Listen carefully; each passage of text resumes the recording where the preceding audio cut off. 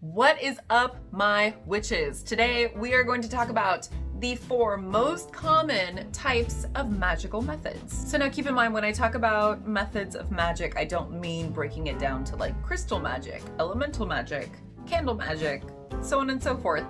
I mean, like, if those are the subgenres, these are the genres of magic. And most of them are used in a variety of different traditions and types of magical practice. Many of them are actually used in tandem, but let's just go over a little breakdown for today. But first and foremost, I do want to say no one is right over another one. None of them are wrong. None of them are better than any other form. And this is actually going to be very useful information if you intend on creating your own spells. Just remember, these are magical methods, not magical laws. As always, everything is open to what works for you. In deciding which one you want to use in your magical craft or in a spell that you're currently writing, and you can use more than one, you can use all of them. It's entirely up to you. But I encourage you to ask yourself the questions like, did it work for me before? Does this fit in with my lifestyle? Some of them, if you're a broom closet witch, for instance, they may not be the best choice for you. Is this meaningful for me? And was it fun? Okay, so the first kind is probably the most common, and you're gonna see it used all across the world, and that is sympathetic magic. Sympathetic magic can be whittled down to like causing like. It is taking an item or a symbol that represents or is symbolic for a person or an event that you want to occur, or an item you want to receive, or an energy you're trying to manifest, and mimicking the results that you were trying to create within your spell work. This is why we use correspondences or associating colors or incense, because we use those things to stand in place in our spell work for the actual thing. So examples of this would be taking somebody's picture and wrapping it with yarn or thread to bind them. You are mimicking the actual binding with a symbol of them. This is using coins or the color gold in money spells. Like, yeah, if you do a money spell, typically you don't just want to find a bunch of quarters, right? You want a raise or a promotion or a new job. Poppets and baby dolls get used as sympathetic magic to stand in place of the person that they are meant to represent. Or you may have come across love spells where it says to light 2 candles and then slowly over the course of several days or hours bring them closer together, because it represents you and your love interest coming closer together, right? Pretty straightforward. So let's move on to the next one. The magical link method, or the method in which you use taglocks. A taglock is an item usually of genetic material, so hair, nails, blood, spit, that is from the person you wish to cast the spell on or for. You can also use items that they own, and then also in some traditions they use a person's footprint. This is also referred to as contagious magic, and so it's that belief that something that was once a part of or belonged to somebody else can still affect them, although it is now removed and obviously in your hands. You can also cast a spell on an item and then use that as that magical link to, if you give it to the person or if they come into contact with it. So examples of this method would be hot foot powder. If they're walking through hot foot powder, that's a magical link. Putting hair or nail clippings or a tooth or something inside of an actual poppet meant to represent that person who that item belongs to. Kitchen witchery in itself is a great example of this, because you are making an item for them to definitely come into contact with. They're going to be eating it, and in that regard, of course, you hope to have some sort of influence over them. And now, of course, a lot of the time when we think of this stuff, we think of curses and hexes. We think of what Hollywood has turned the voodoo doll into. It's not all about that. I mean, a healing spell can be hugely impactful if you have something that person owned. I mean, you can do curses and hexes this way. I'm just saying, curses and hexes, they're not the only type of spells that you can perform with taglocks or with the magical link method. The next one we have is gnosis. Now, gnosis was first, it's actually pretty contemporary, and it was first mentioned in Liber Noel by Peter J. Carroll, which is a book about chaos magic. However, this doesn't mean it's a method that's only used in chaos magic. In fact, every single time a spell tells you like focus, completely clear your mind, and visualize what you want to happen, that's a form of gnosis. It's an altered state of consciousness.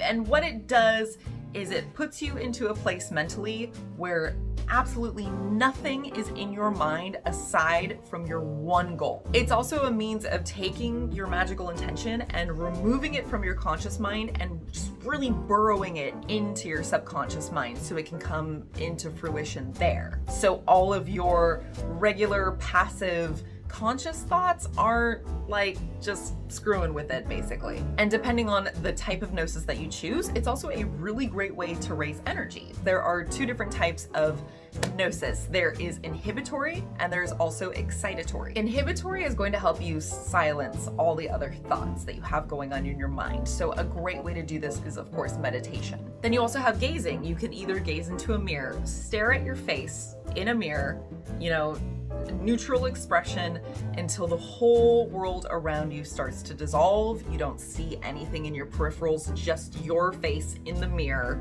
and all of your thoughts begin to melt away. You can also do gazing at an item. This could be a candle flame, it could be a sigil you're trying to charge, a leaf, it's really whatever. It's really just another form of meditation that helps you focus. You can also do this with moving meditation, walking, yoga, hiking, that sort of thing.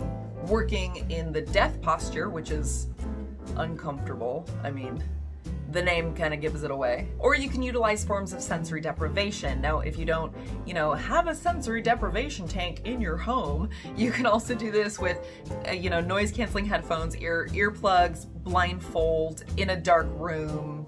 You get it. Now, excitatory gnosis is a way of building up your energy until everything else is just pretty much obliterated, except for that one single point you need to focus on. So this can be done through singing, chanting, drumming, dancing, working out, hyperventilating, and of course sensory overload. You can just blast music at yourself and have 5 different incenses burning and just go running around in circles in your room while all of this is happening. It's just gonna be like strobe lights. It's gonna be too much. But hey, if it works for you, I'm not judging. There is, of course, hitting your absolute peak emotional point. So laughing hysterically, crying hysterically, just shaking with rage. And then, of course, there's the most popular method of excitatory gnosis, which would be sex or masturbation. Basically, you just wait until you're at the peak of orgasm, or you are about to get your runner's high,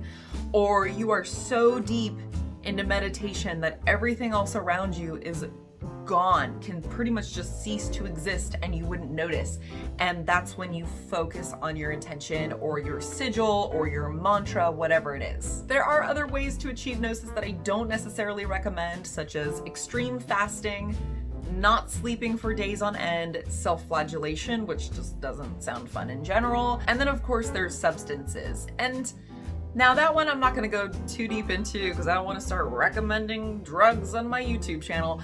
But I mean, if you're drunk, how focused are you gonna be? If you're tripping balls on shrooms, how focused are you gonna be? And then of course you have drugs that are just straight up dangerous to use. I have heard of plenty of witches who like to smoke a bit of weed and then do their spell work because it does calm them and relax them. Again, it's totally up to you. Personally, I would save things like hallucinogens, shrooms, and acid for, just a general journey, not for a specific spell. And then the final method is set it and forget it, or the amnesia method. In this, it's pretty much you cast your spell and then you entirely forget about it. Now, that sounds easier said than done, right? But hear me out. You can do this. It just requires a lot of practice with meditation, because as I said in my meditation video, the more you practice meditation, the easier it is for you in your day-to-day life to just push away thoughts that you don't want in your mind. Why would this be useful?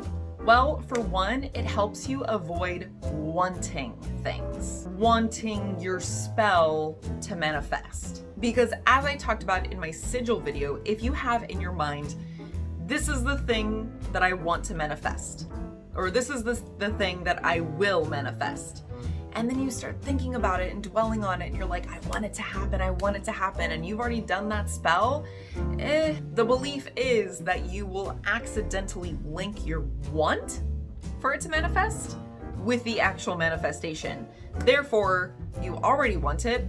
Boom, spell done. It's already manifested, come to fruition, you're good to go. Completely forgetting about it is a way to help it stay imprinted in your subconscious mind, but not just floating around in your conscious mind. This is typically more often used with gnosis or with sigilization, and less often with physical work and the physical magical methods. And a lot of people don't agree with it. A lot of people feel, well, the more that I think about it, the more I'm feeding energy into it. And I think that's a fair point. Personally, I save this one for some of my sigil work, but I don't even use it with all of my sigil work. So again, it's up to you. So that's all of them. Like I said, these things are often used in tandem. If you start looking at books of spells, you'll find that a lot of them, there's a lot of crossover. So just keep in mind that no one is better than any other. It's really just what works for you. So that is all. If you enjoyed this video and you'd like to see more of content like this, hit that like button or just do it to be nice and say hey. If you're interested in seeing more of my stuff, hit the subscribe button. Please feel free to email me, follow me on Instagram, leave a comment below with anything you want to say, questions that you have, or if there's any topics that you want to see in the future. Stay safe and healthy, and I'll see you all next time.